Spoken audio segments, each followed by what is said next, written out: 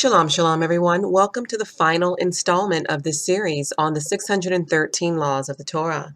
Before getting into this video, I just want to make a correction. In the previous video, it was brought to my attention that law number 567, not to curse judges, and law number 568, not to curse the head of state or the leader of the Sanhedrin, are based on Exodus 22:27 in Judaism's list, but their scriptural reference is actually found in verse 28. So these two laws should be added to the list of laws that need to be changed to fit their scriptural reference. Again, I want to thank you all for studying along with me. This is true Bible study. We bounce knowledge off of one another and we learn together. And I had a couple of videos where I left a law out of the presentation, and that was brought to my attention also. So I want to thank you all as well. This video will be about the laws that govern the wars of the kings of Israel. The only wars we know of today are those between countries. But in the biblical days, the wars we fought were between nations. Today, we're scattered among many nations, which has led us to identify with the country in which we live. But the nation of Israel, although divided today, once resided together in the land given to us as an inheritance. So there were laws from the initial takeover of that land to the keeping of it, meaning other nations would come against us as a people, and we needed to defend ourselves and our land, including our temple, in war. So there was a period where we were governed by judges in the land, and this is what the entire book of Judges is about. All the judges that oversaw the Israelite nation. The people were tired of being led by corrupt judges, and they requested a king. But they also felt a king would help them in the threat against Haman. 1 Samuel chapters 8 through 12 talks about this. So Saul was chosen as the very first king, the start of the monarchy in 1050 BC. The monarchy started with Saul and ended with King Solomon, the son of David, in 930 BC. When the son of Solomon took over, Rehoboam, is when the United Nation of Israel became divided in two between the northern kingdom of Israel and the southern kingdom of Judah. There was a rebellion of the 10 northern tribes at this time. Let's look at law number 591, the commandment to appoint a king, based on Deuteronomy 17, verse 15. The king had to be an actual Israelite. He could not be a convert. Looking at law number 592, based on the same scripture, it says not to appoint a convert. Deuteronomy 17:15 reads, When thou art come unto the land which the Most High gives thee, and shalt possess it, and shalt dwell therein, and shalt say, I will set a king over me, like as all the nations that are about me. Thou shalt in any wise set him king over thee, whom the Most High shall choose, one from among thy brethren. Shalt thou set a king over thee? Thou mayest not set a stranger over thee, which is not thy brother. So the king had to be of the nation. Law number 593, the king must not have too many wives. Deuteronomy 17:17. Law 594, the king must not have too many horses. Deuteronomy 17:16. And law 595, the king must not have too much silver and gold, based on verse 17. Why are these laws in existence? Why are they so important? Today, money is power. Money is perceived as everything. But here the Most High is saying the king should not have too much of it. He shouldn't have too many wives. He shouldn't have too much gold or silver. Why? Deuteronomy 17:17 reads, Neither shall he multiply wives to himself, that his heart turn not away. Neither shall he greatly multiply to himself silver and gold. So for the same reason, so his heart will not turn away. Excess possession causes one to become self-absorbed and lose sight of the people and what's important. There's a reason people care more about money today than they do the things money cannot buy. We've been trained mentally to think money is everything. And by thinking that, we forget that money does not equate righteousness. It cannot buy you love and peace of mind. Therefore, it is not everything. It causes us to turn away from what is. Pastors think in order to run a church, it has to be the best looking building. To preach the word, you have to wear the most expensive suit. You have to spend the most on private jets and penthouse hotel rooms. Money has been equated with righteousness. But in truth, money detours one from it. In truth, riches can block the Most High from using you.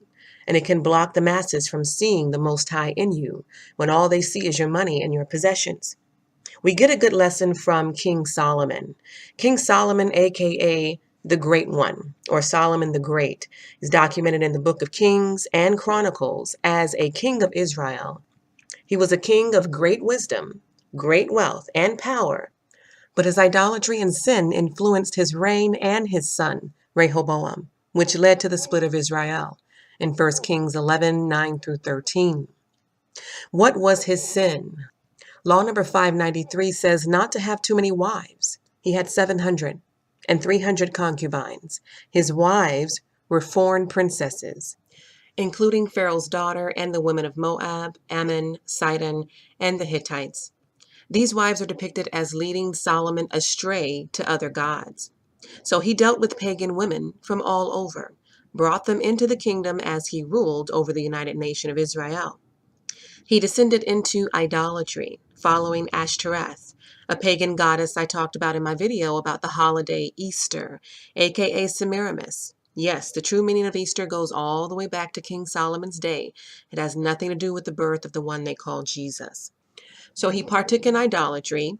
What else? He gathered large numbers of houses, even from Egypt. According to 1 Kings 11, verse 9 through 13, his sins are why Israel becomes split. It predicts that Israel will be taken from his son Rehoboam. After marrying an Egyptian pharaoh's daughter, Solomon gradually lost more and more prestige until he became like a commoner. So a great wise man ultimately losing that favor and power because his possessions and sins overtook his righteousness. So this is the reason for the laws governing a king to not have too much. It creates an addiction that ends up controlling your leadership. Let's look at law number 596. Destroy the 7 Canaanite nations, Deuteronomy 20:17. Law number 597, not to let any of them remain alive, Deuteronomy 20, verse 16. Law number 598, to wipe out the descendants of Amalek, Deuteronomy 25:19. Law number 599, remember what Amalek did to the Jew people, Deuteronomy 25:17.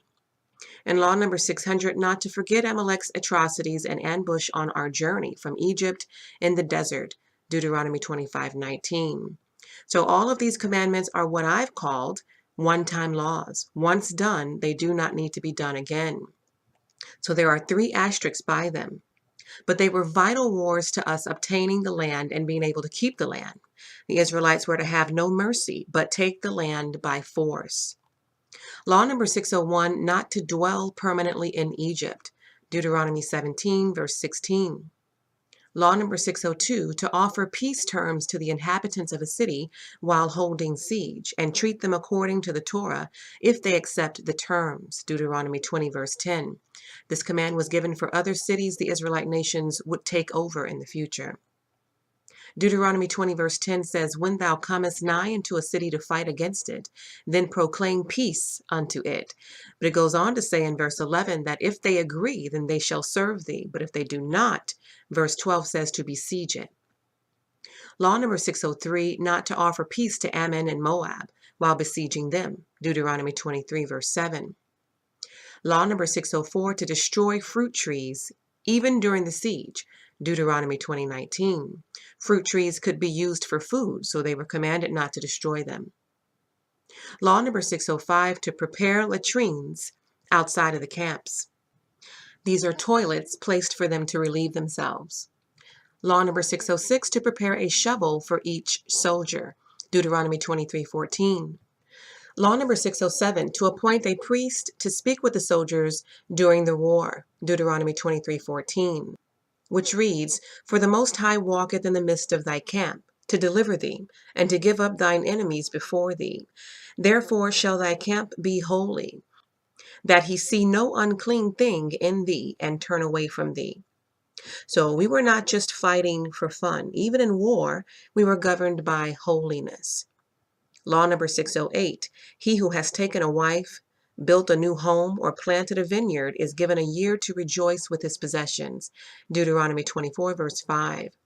It reads, when a man has taken a new wife, he shall not go out to war, neither shall he be charged with any business, but he shall be free at home for 1 year, and shall cheer up his wife, which he's taken. Law number 609, not to demand from the above any involvement communal or military, Deuteronomy 24, verse 5. So they were not to pressure this soldier who was given a year to enjoy his new wife, home, or vineyard. Law number 610, not to panic and retreat during battle, Deuteronomy 20, verse 3. War is not for the feeble-minded. This is why everyone can't join the military. It's not for everyone. When the time came to go to war, we are commanded not to fear, not to retreat, and not to hide. Remember Deuteronomy 23:14, it says, "The Most High walks in the midst of us to deliver us and to give up thine enemies." That's a powerful verse, applicable even in spiritual warfare as well. Law number 611, to keep the laws of captive women, Deuteronomy 21, verse 11. Law number 612, not to sell her into slavery, Deuteronomy 21:14. And law number 613, not to retain her for servitude after having relations with her, Deuteronomy 21:14.